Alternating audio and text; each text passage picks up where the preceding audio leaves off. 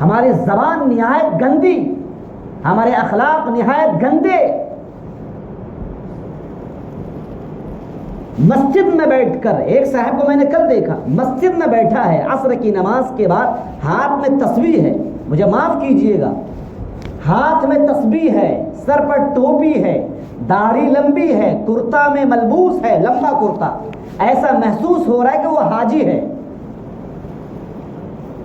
کہیں سے وہ کھانا کھا کر آیا اور مسجد میں ماں بہن لگا کر گالی دے رہا تھا. ہاتھ میں تسبیح، عبادت کی کمی نہیں. نماز پڑھی، عبادت میں کمی نہیں. سبحان اللہ بھی نکالے جا رہا ہے زبان سے، ہر گالی کے بعد سبحان اللہ الحمدللہ بھی نکالنا ہے.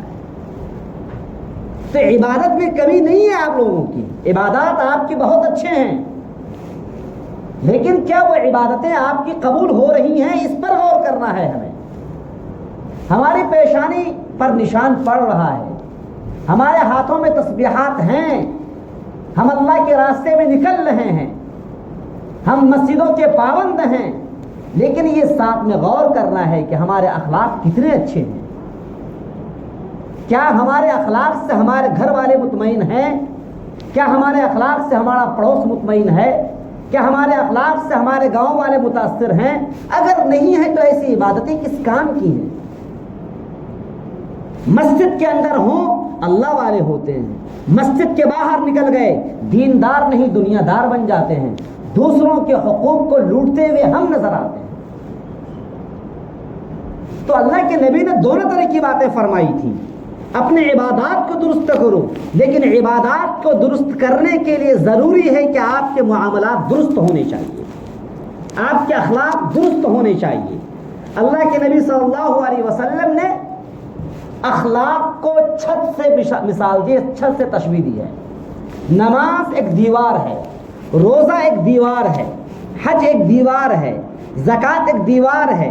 بارش ہوگی اور چھت نہ ہو آپ کے گھر پہ، بارش ہوگی پانی گھر میں جمع ہوگا، دیوار ٹوٹی نماز کی، دیوار ٹوٹی روزے کی، دیوار ٹوٹی حج کی. بارش کس چیز کی ہو رہی ہے؟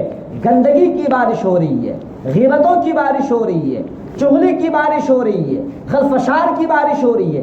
ان تمام برسات کی وجہ سے آپ کی دیوار سب کے سب منہدم ہو گئی. نماز ادھر گرتی ہوئی نظر آ رہی ہے، روزہ ادھر گرتا ہوا نظر آ رہا ہے، زکوٰۃ ادھر گرتی ہوئی نظر آ رہی ہے، حج ادھر گرتا ہوا نظر آ رہا ہے. کیوں؟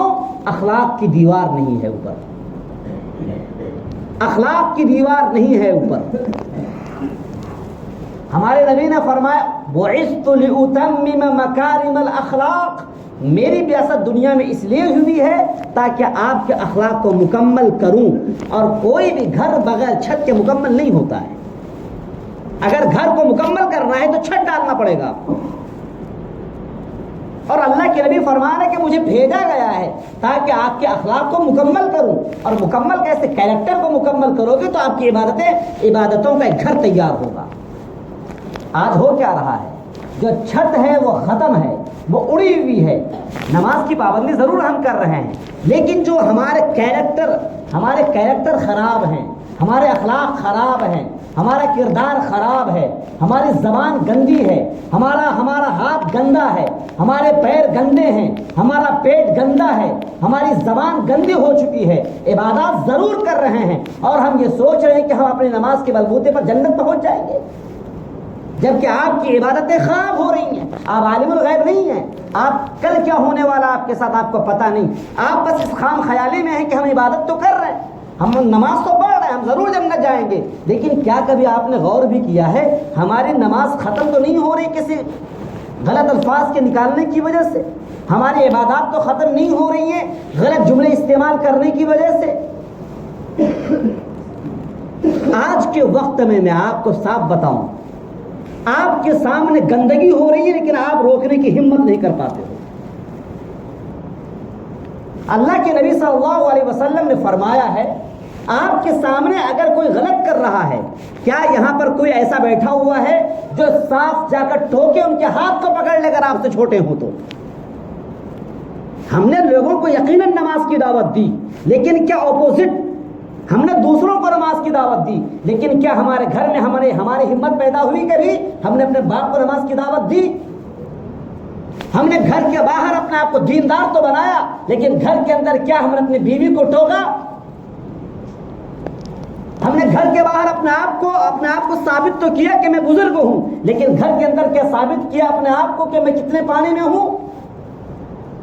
تمہارا بیٹا تمہارے سامنے ننگے ہو کر پیشاب کر رہا ہے، لیکن تمہیں ہمت نہیں ہو رہی ہے، اگر تم نے ٹوکا تو وہ کمائی کرنا چھوڑ دے گا، تمہیں کھانا نہیں دے گا۔ یہ ہے ہمارا ایمان۔ اور آپ سمجھتے ہو کہ اللہ کی مدد کیوں نہیں آ رہی ہے؟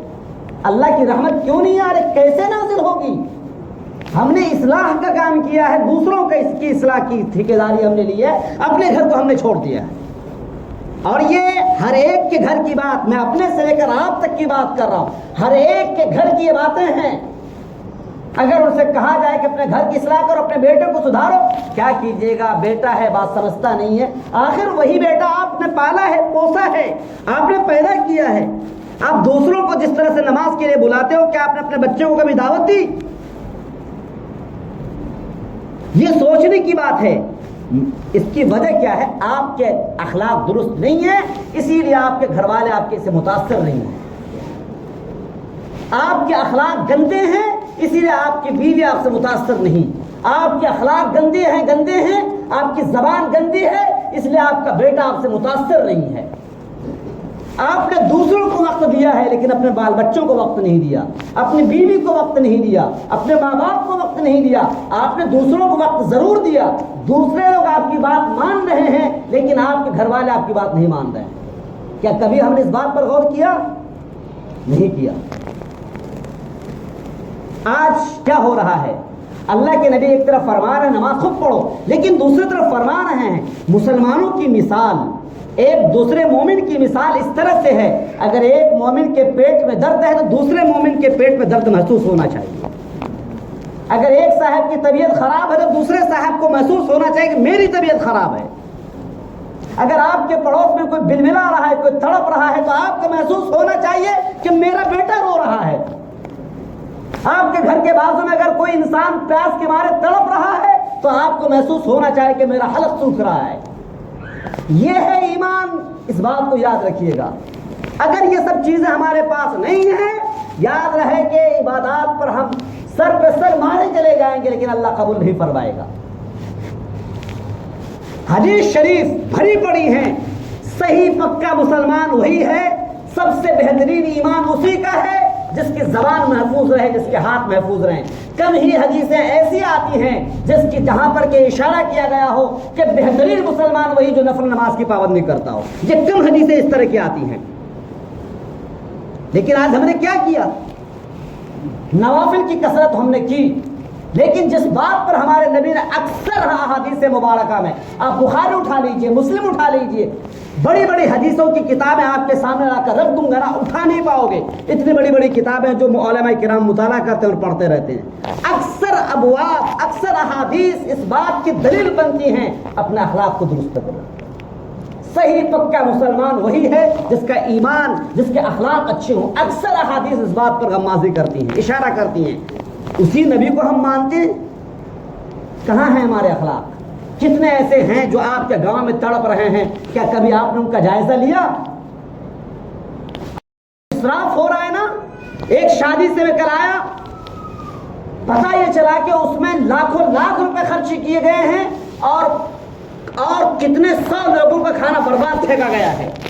کبھی آپ نے سوچا ہوگا فلسطین کے بچے چھوٹے چھوٹے بلبلا رہے ہیں، مر رہے ہیں، کبھی آپ کی آنکھوں میں آنسو آئے؟ آپ نے گوشت منہ میں لیا، گوشت کے ٹکڑے منہ میں جا رہے تھے، آپ کا ہاتھ اس لیے رک گیا کہ فلسطین کا بچہ رو رہا ہے، تڑپ رہا ہے۔ کبھی رات کے تنہائی میں آپ کی آنکھوں میں آنسو آئے جب کہ آپ نیند لے رہے تھے اور لحاف اوڑھ کر کے بستر اور اپنے بال بچوں کو اپنے گلے لگا کے سو رہے تھے کہ فلسطین کے بچوں کی ماں اور ان کے والدین کو ان کے سامنے بموں سے اڑا دیا گیا ہے؟ یہ ہے انسانیت کہ اللہ کے نبی نے یہی فرمایا کہ صرف مجمع والے مسلمان ہوں گے۔ پوری دنیا میں اگر کہیں پر بھی انسانیت پر ظلم ہو رہا ہے، دنیا کے کسی کونے میں آپ بس رہے ہوں، اگر آپ کا دل نہیں دھڑکتا ہے تو آپ مسلمان نہیں ہو سکتے ہیں۔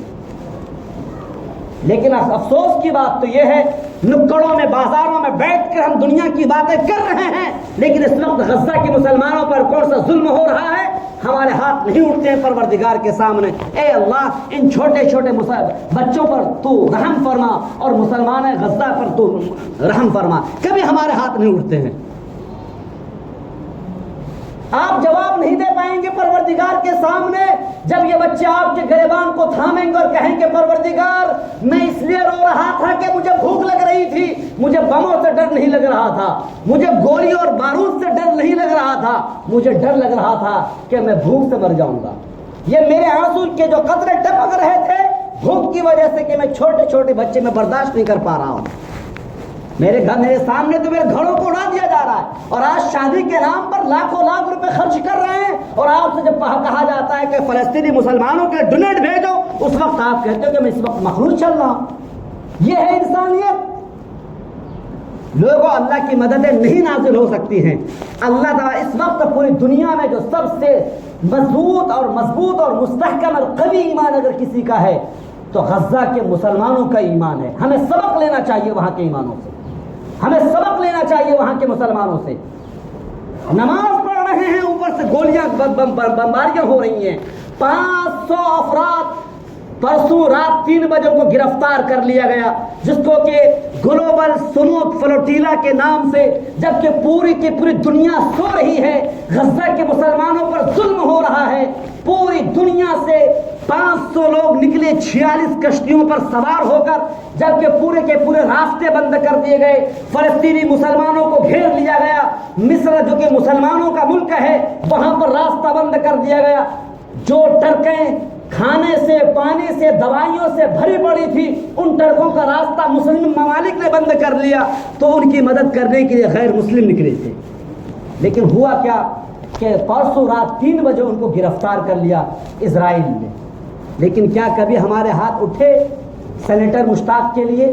کبھی ہاتھ ہمارے اٹھے کہ ان جانبازوں کے لیے جو ہم تو مسلمان ہیں لیکن وہ غیر مسلم ہیں، اللہ کو نہیں مانتے ہیں، نبی کو نہیں مانتے ہیں، لیکن انسانیت کے نام پر وہ سمندری سفر کر رہے ہیں۔ 15 دنوں کا سفر، وہ سمندر جو انسان کو نگل لے، اس سمندر پہ صرف انسانیت کی خاطر نکلے تھے۔ انہوں نے اپنی جان کی پرواہ نہیں کی، غزہ کے مسلمانوں کی پرواہ کی تھی۔ لیکن ہمارے ہاتھ اٹھے کبھی نہیں اٹھے۔ لوگوں اگر ہم چاہتے ہیں کہ اللہ تبارک و تعالیٰ کی مدد ہم پر نازل ہو تو نماز بھی پڑھیے، لیکن نماز کی طرح جس طرح سے آپ نے فرض سمجھا کہ نماز فرض ہے، اسی طرح سے انسانیت کی ہمدردی کو فرض سمجھیے، انسانیت کی ہمدردی کو فرض سمجھیے۔